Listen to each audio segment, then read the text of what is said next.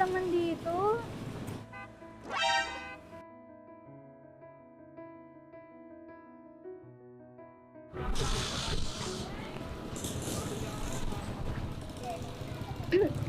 Kuya, saan mo nabili yan?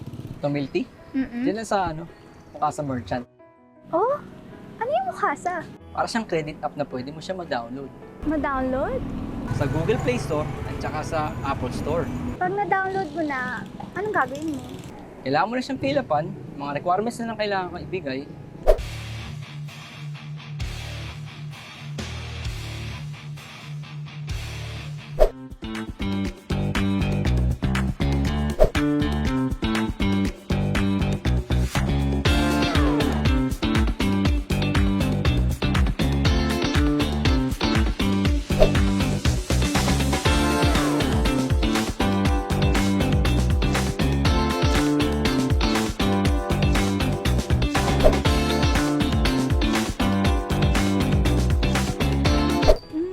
Sige, wait lang, ida-download ko siya.